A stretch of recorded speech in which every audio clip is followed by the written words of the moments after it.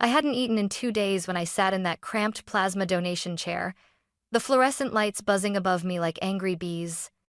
The nurse slid the needle into my arm, smiled, then glanced at the microscope and froze. Her face went pale. "Ma'am," she whispered, "please don't move." Her voice shook as she reached for the phone. 6 months ago, I was Violet Hart, CEO of a booming construction company, a woman who built skyscrapers and believed nothing could break her. Now I was a broke divorcee selling plasma for $50. The nurse returned, trembling. "Your blood," she said, almost reverently. "It's Rohypnol, golden blood. Only 43 people on Earth have it." Before I could speak, the medical director rushed in. "Miss Hart, there's a billionaire in Monaco who will die within hours without your type. His family is offering." The number he said made my hands shake. 6 months earlier, I was Violet Hart, the woman people in Kansas City called the Iron Lady of Construction. I'd built Hart Construction Group from nothing, just a rusted pickup, a set of blueprints, and more grit than sense.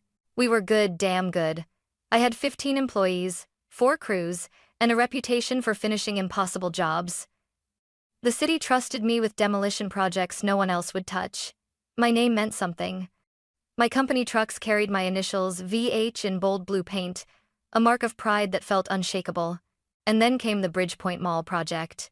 It was supposed to be our biggest win, a $25 million demolition and rebuild contract. My project manager, Gabe Collins, assured me every safety line was cleared. "Gas, electric, water, everything's disconnected, boss." I should have checked myself. At 10:14 a.m., on a Thursday, I was reviewing blueprints in the trailer when the ground shuddered. A blast of white light flashed through the window, followed by a sound like the sky splitting open. The forgotten gas line, buried since 1963, had ruptured under the old mall foundation. Flames roared up like a monster awakened from the ground. By some miracle, no one died, but the explosion made the evening news in every state. The headline the next morning gutted me. "Negligence at Hart Construction Site, millions in damages." The lawsuits came faster than I could breathe. City, gas company, private businesses. My insurance agent, a slick man in a navy suit, handed me a stack of papers with a look that said, "Don't shoot the messenger." "Clause 14B, he said. "Independent verification required. You signed off on it. The policy doesn't cover negligence. But the blueprints." He shrugged. "The city's error doesn't void your responsibility." 2 weeks later, the contracts were frozen, the accounts seized. I went from managing multi-million projects to begging banks not to auction off my equipment. And that's when Evan, my husband, stopped coming home. He'd been my cheerleader once, the man who used to bring coffee to my work sites, who said he loved watching me in a hard hat. But success is intoxicating until it evaporates. The night the foreclosure notice arrived, he stood by the door with his suitcase. "Evan, please," I said, voice cracking. "We can rebuild. I just need time." He didn't even look at me. "I didn't marry a failure, Violet. You're broke and I'm not drowning with you." The front door clicked shut behind him, and the silence afterward felt heavier than any steel beam I'd ever lifted. I sat on the floor of that empty house surrounded by unpaid invoices, realizing the empire I'd built with my hands had collapsed in a single breath. And I had no one left but myself. The morning after Evan left, the coffee pot was still half full, its smell sour and burnt. His toothbrush was gone, his closet empty except for one of my old hard hats sitting on the shelf like a cruel joke. I stared at the eviction notice taped to the fridge, the red letters screaming "Foreclosure pending." Everything I had worked for gone. The business, the house, the man I thought would stand beside me when it all fell apart. My sister Dana called that afternoon. "Vi, you can't stay there alone. Come stay with us," she said softly. "I'm fine," I lied. "No, you're not. You sound hollow." By evening, I was driving 3 hours west in my old Ford, the same truck that once carried blueprints and pride. Now it carried boxes labeled kitchen, tools, what's left. Dana and her husband Rick greeted me kindly but cautiously. Their home smelled like fresh paint and normalcy, the kind of stability I used to mock as small dreams. Now, it felt unreachable. They cleared space in the basement concrete floor, one small window, a fold-out cot that groaned when I sat on it. Dana hugged me, whispering, "It's temporary, Vi. You'll find your way back." But temporary stretched into weeks. I applied for job after job, assistant project manager, forewoman, even clerk positions, but every interview ended the same. You're overqualified. We're looking for someone younger. Your reputation might draw attention. The polite rejections cut deeper than insults ever could. At night, I'd lie on the cot staring at the basement ceiling, listening to the muffled sounds of Dana's kids laughing upstairs, their life continuing as mine stayed paused. The hum of the washing machine became my lullaby. One night, I overheard Rick whispering through the floorboards. "She's trying, honey, just don't let her stay too long." The bills. I stopped listening. By January, my checking account showed $47.80. I sold my last gold bracelet for gas money. Every morning, I'd sit at the kitchen table with Dana, pretending to look up jobs on my old laptop while secretly calculating how long before I became her burden. The thought of calling Evan crossed my mind once, just once. I even typed the message, "I'm sorry. Can we talk?" But I deleted it before sending. He didn't deserve to hear my voice. That night, I stood outside on the porch, the winter wind cutting through my coat, staring at the stars that looked like holes punched through heaven. I whispered to the darkness, "God, I built everything from nothing once. I can do it again. Can't I?" But the silence that followed was colder than the air. I went back inside, looked at my wallet, and saw a single 20, a 10, a 5, and a few crumpled ones. The next morning, as I walked toward the library to use their Wi-Fi for job listings, I saw a glowing sign across the street. BioLife Plasma Center. New donors $50. And for the first time in months, I thought, maybe that's enough to survive one more week. I stood on the sidewalk staring at the glowing blue sign. BioLife Plasma Center. New donors $50. $50. It sounded both pathetic and life-saving. Enough for gas, maybe groceries, maybe a few days of pretending I still had control over my life. Inside, the air smelled like disinfectant and quiet despair. A row of tired faces sat beneath buzzing fluorescent lights, students, single parents, men in work boots, all clutching clipboards. I fit right in. At the reception desk, a young woman handed me a stack of forms. "First time donating?" she asked. "Yeah," I said, forcing a smile. "First time, doing a lot of things." The questions were humiliating. "Have you eaten today? Are you currently unemployed? Is this donation due to financial hardship?" I checked yes on all three, and my hand trembled as I signed my name, Violet Hart. A nurse called it from across the room. "Miss Hart? This way, please." She was in her mid-20s, bright-eyed, kind. Her name tag read Keely. "Don't worry," she said, leading me to a recliner chair. "Everyone's nervous their first time. Just don't tell me it hurts." "I won't lie," she smiled. "But I'll make it quick." The needle slid in cleanly, and a stream of dark red filled the tube. For a moment, I just stared. My father used to donate blood at the Red Cross when I was a kid. He'd say, "It's the easiest way to do something good." I wasn't doing good. I was doing desperate. "You've got strong veins," Keely said cheerfully, checking the monitor. "Nice color, too. Is that good?" "That's great." She hummed a tune while noting something on the screen, but then her humming stopped. Her brow furrowed. She leaned closer to the collection bag, then back at me. That's odd." "What's odd?" I asked, my stomach tightening. "Probably nothing. I just want to double-check." She withdrew a small vial of my blood and walked toward a corner microscope. Her movements were suddenly precise, cautious. I watched her lean over the eyepiece, freeze, then look again. When she turned around, her face had drained of color. "Ma'am," she said quietly, "please don't move. I need to get the director." "What's wrong? Am I sick?" I blurted. No, please, just stay still." She hurried out, the door swinging shut behind her. My heart pounded. Around me, donors scrolled their phones, unaware that my world was collapsing again or maybe exploding. Minutes passed. Then the door opened. A tall man in a lab coat entered, clipboard in hand, eyes sharp and curious. "Dr. Brennan," according to his badge. "Miss Hart," he said, "I need to ask a few questions." "About what?" "Your blood." Keely ran it 3 times. "Is something wrong with it?" "Quite the opposite." He pulled up a stool and sat close, the kind of proximity that makes you nervous.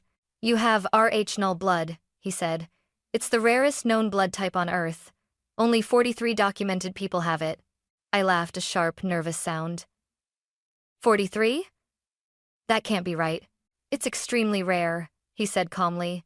Your blood can save people who'd otherwise die without a match.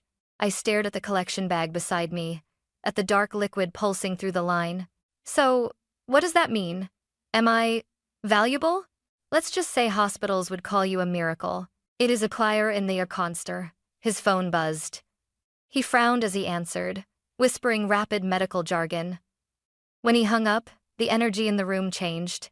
Someone's coming to see you, he said. They'll explain everything. Just please, don't leave. To see me? Who? He hesitated, then looked at me with something between awe and fear. A family from Monaco, he said. There's a billionaire there who will die within hours without your blood type. I blinked. What? They're sending a representative as we speak. I laughed again. Because what else could I do? Doctor, I came here for $50. He nodded solemnly. Then today, Miss Hart, might be the day your life changes forever. I sat frozen in that recliner, the needle still in my arm, as Dr. Brennan's words sank in. Only 43 people on Earth. The hum of machines filled the silence between us. My thoughts tangled into one dizzying loop. Billionaire. Monaco. Dying. My blood. Doctor, there has to be some mistake, I said finally. I'm not special. I came here for $50 and gas money. Miss Hart, he said calmly, you're special whether you believe it or not. Raw null blood isn't just rare, it's universal for all negative types. It's what we call golden blood. People with your type are living lifelines. I looked at the bag beside me. The slow drip of crimson that suddenly didn't feel like blood. It felt like currency, power, something far beyond my understanding. So, what happens now? We'll need more tests, but... He stopped mid-sentence, his phone buzzing again. His brows knit as he answered. Yes, confirmed Rotnell. She's stable. Understood. Anything? When he hung up, he looked almost shaken. They already know, he murmured. Who knows? I asked. The Morrow family, he said softly. They're extremely wealthy. Their patriarch, Henri Morrow, has a rare blood disorder. He's had a massive internal bleed. Without compatible blood, the surgery can't happen. I felt my throat tighten. You mean my blood could save him? He nodded. Exactly that. For a moment, the room seemed to tilt. Only hours earlier, I'd been a failure selling plasma for groceries. Now, strangers across an ocean knew my name, or at least, my blood type. The door burst open again. Keely slipped back inside, her face flushed. Dr. Brennan, there's a woman here. Says she's from Monaco. He straightened his coat. Send her in. The woman who entered didn't belong in that grimy plasma center. She looked like she'd stepped out of a magazine. Tall, elegant, a gray tailored suit that screamed money. Her eyes, dark and steady, locked onto me. Miss Hart, she said, extending her hand. I'm Lucia Corvello, representative of the Morrow family. Her handshake was firm but cold, businesslike. One of our family members is dying, she said. We've searched globally for a donor. You are the only match. I stared at her, speechless.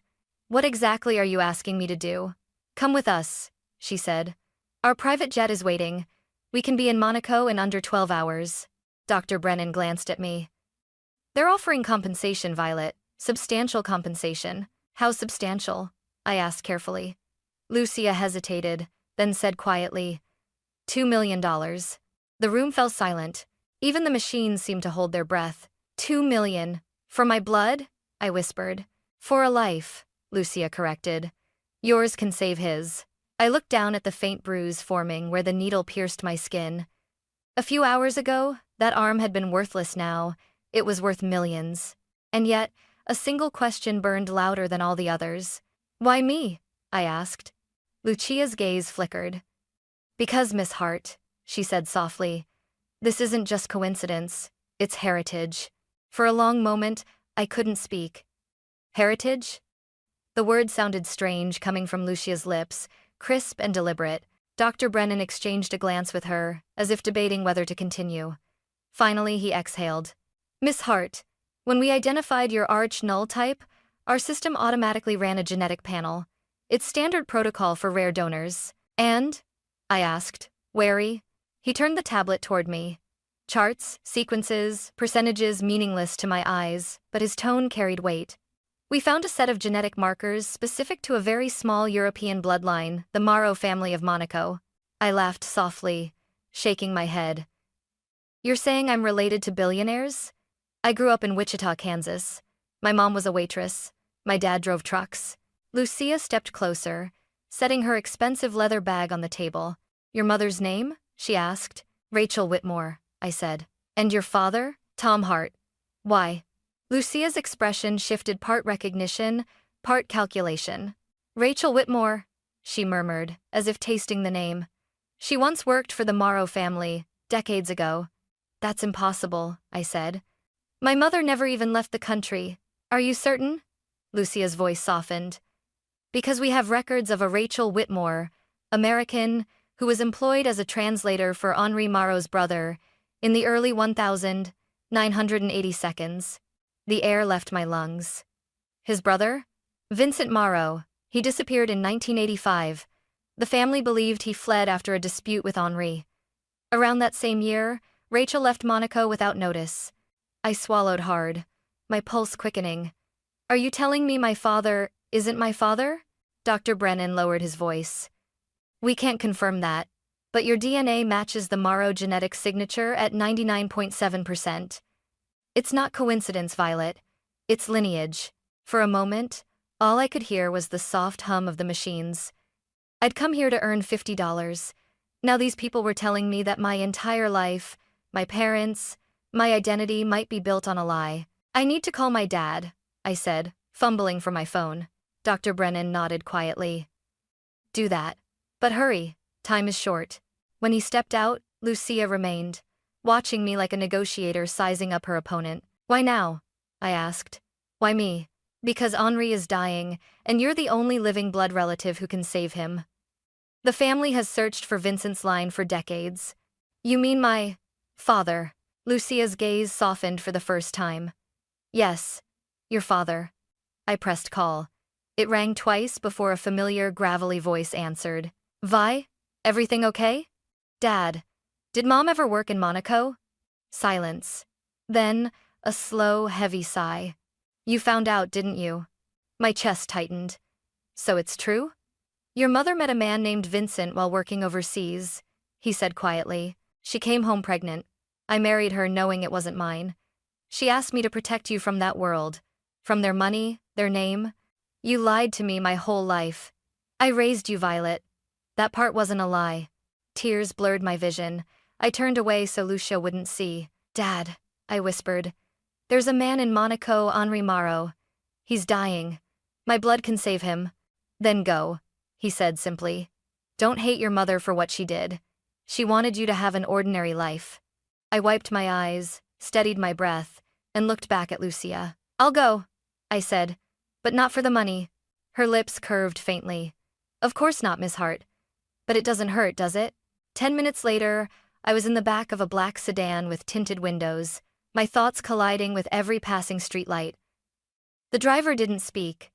Lucia's phone buzzed endlessly. When we reached the private airstrip, a sleek white jet gleamed under the floodlights. I paused at the steps, gripping the rail. 6 hours ago, I'd been a woman with $47 to her name. Now, I was flying across the world to save a man who might be my uncle, to meet a family who didn't know I existed, and to uncover a truth my mother had buried with her. As the engines roared to life, Lucia leaned toward me and said quietly, Welcome home, Miss Hart. The hum of the jet engines was steady, almost hypnotic, but my thoughts were anything but calm. I stared out the oval window at the ocean of clouds below, my reflection faint against the glass, a woman suspended between two worlds, neither belonging to the one she left behind nor ready for the one ahead. Lucia sat across from me, tapping rapidly on her phone in French. The flight attendants whispered, prepping medical supplies and silver cases stamped with the Morrow crest. I wrapped my arms around myself, still wearing the same faded jacket from Kansas. Are you afraid of flying, Miss Hart? Lucia asked suddenly. I'm afraid of everything, I said quietly, including finding out who I really am. She gave a small smile, not unkind, just weary. Truth is heavier than altitude, but necessary. Silence filled the cabin again. I pulled out my phone, my thumb hovering over my father's contact. Tom Hart. No, Vincent Morrow. When I finally hit call, my hands shook so badly I nearly dropped the phone. Vi? His voice was soft, worn by age and guilt. Dad, I whispered. I'm on a plane to Monaco. A long pause. I could hear the slow breath of a man bracing for the past. So, you met them? Lucia. She said my blood can save someone named Henri Morrow. My uncle, Henri. The way he said it, half pain, half nostalgia, told me everything. It's true then, I said. You're Vincent. You left them. You left him. His silence was the only confirmation I needed. Why didn't you tell me? I demanded, my voice breaking. Why let me grow up thinking we were just ordinary? Because I wanted you free, Violet. His tone was raw. Henri and I were raised in gold cages. Expectations, money, bloodlines, every decision made for us. When I met your mother, I saw the first real thing in my life. So I walked away. Walked away? From an empire? From a prison, he corrected. Tears burned behind my eyes. Mom knew? She did. She swore to protect you from that world. She loved you, Vi, more than her own comfort. The engines droned louder, the air pressure thick with emotion. Henri's dying, I said softly. And I'm the only one who can save him. Then save him, he whispered. And tell him I forgave him decades ago. What did he do? He wanted me to inherit everything, my father said. But I didn't want the crown. He couldn't understand that love meant more than legacy. I swallowed the lump in my throat. He'll know soon. There was a beat of silence before he spoke again, his voice trembling now. Violet, listen. Whatever happens there, remember blood might connect you, but choice defines you. You're my daughter because I chose you. Don't forget that. My vision blurred completely. I won't. Good. Then go do what only you can do. The call ended, but his words stayed, echoing louder than the engines. Lucia watched me wipe my tears and said softly, He told you the truth, didn't he? I nodded. He did. And he told me to save his brother. For the first time, Lucia's expression cracked respect, maybe even empathy. Vincent was the only Morrow who ever walked away from power, she said. Henri respected that, though he never said so aloud. The plane began its descent, the coastline of Monaco glimmering below a ribbon of gold and sapphire. When the wheels touched down, I exhaled a breath I hadn't realized I'd been holding. The hospital waiting for us looked like a palace, marble floors, chandeliers, and men in suits speaking in hushed French. I felt small again, like the broke woman from Kansas, out of place in every sense. Lucia guided me through the sterile corridors until we reached a private suite. Machines beeped softly. A frail man lay surrounded by doctors. His hair was silver, his skin translucent, but his eyes, those eyes mirrored mine. Henri, Lucia said gently. This is Violet. He turned his head toward me, his lips trembling. You look like Rachel, he whispered. You're Vincent's daughter. My heart stuttered. Yes, I said, voice breaking. And I'm here to save you. He smiled weakly. Then perhaps, you're saving more than just me. As the medical team prepared the transfusion line, I glanced at the IV bag, the tubing, the familiar red that had once meant shame and poverty. Now it meant life, heritage, redemption. The nurse slid the needle in, and I felt the slow, rhythmic pull as my blood began to flow toward him. My father's brother, my mother's secret, my own beginning. Henri reached out, his thin fingers closing around my hand. You have no idea, he whispered, what this means to our family. Tears fell freely now. Maybe I do, I said. Because this isn't just saving you, it's saving who I am. And for the first time in years, as the golden blood flowed, I didn't feel broken. I felt whole. The next morning, sunlight streamed through the tall hospital windows, overlooking the Mediterranean. I sat in the same chair beside Henri's bed, the bandage still fresh on my arm. My body ached, but something inside me felt lighter, as if I'd emptied out more than blood. Henri stirred, eyes fluttering open. His voice was faint but clear. You stayed. I wanted to see you wake up, I said, smiling softly. Guess I had a reason to now. He chuckled weakly. You have your grandmother's smile. Vincent always said she was too kind for our world. At the mention of my father's name, emotion rose in my throat. He's alive, I said quietly. He asked me to tell you that he forgave you, 40 years ago. Henri turned his head toward the window, his eyes glistening. Forgave me? No. It's I who should ask his forgiveness. I tried to make him someone he never wanted to be. When he left, I told myself he'd come back once he realized I was right. He looked at me again, voice breaking. He never came back. But now I understand why. He chose freedom and love, and he gave the world you. The room fell silent.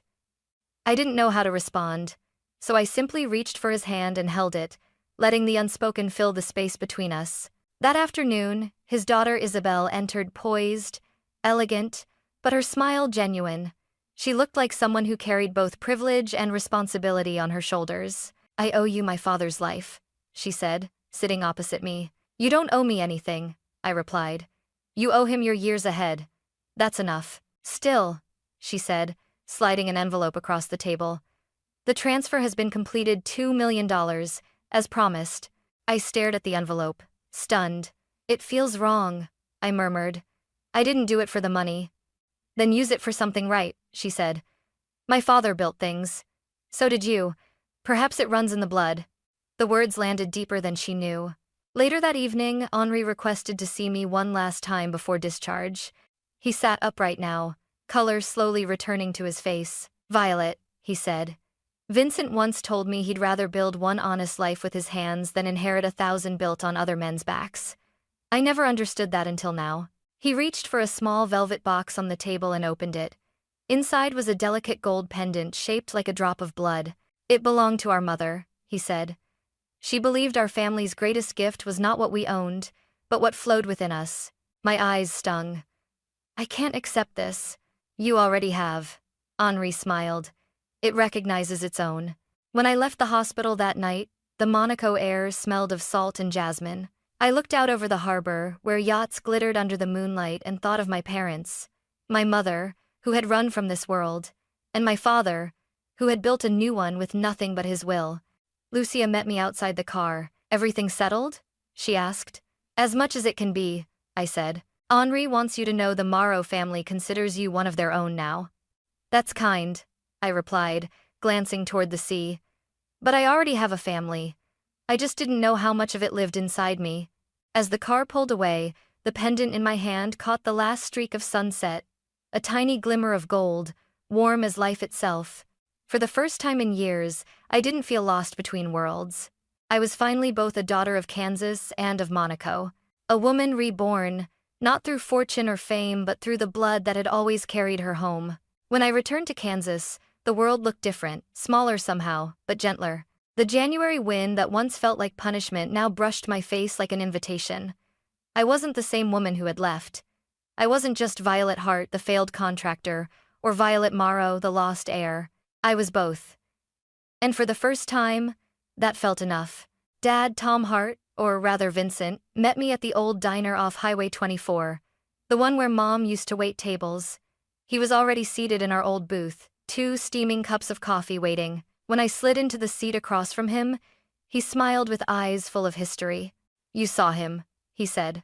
Yes, I whispered. He's alive. He forgave you. The words broke something open in him.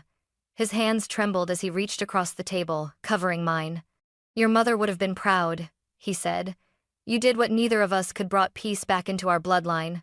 I looked at him for a long time, realizing he was right. The shame, the hiding, the pretending, it all ended here. 2 weeks later, I used part of the Morrow money to reopen Hart Construction. Not the company that built skyscrapers for profit, but one that rebuilt homes for families destroyed by storms, fires, and bad luck. We called it Rebuild Hope. It wasn't glamorous, but it mattered. Sometimes, as I watched my crew lay the first brick of a new foundation, I'd think of that moment in the Plasma Center, how desperate I'd been, how empty. And how, in the space of a single heartbeat, my life had split in two, before I knew what flowed inside me, and after. That night, sitting on my porch, I unfastened the gold pendant Henri had given me. The small drop-shaped charm glimmered faintly in the fading light. I thought of him, of my mother's courage, of my father's quiet love, of the nurse who didn't look away when I was just another broke woman with a bruised arm. Now I understood. The rarest thing about us isn't what we own or achieve, it's what we carry unknowingly, waiting to be revealed when the world finally asks for it. I once sold my blood for $50. But in giving it away, I discovered something priceless. That sometimes, the miracle isn't what you have. It's what's been flowing within you all along.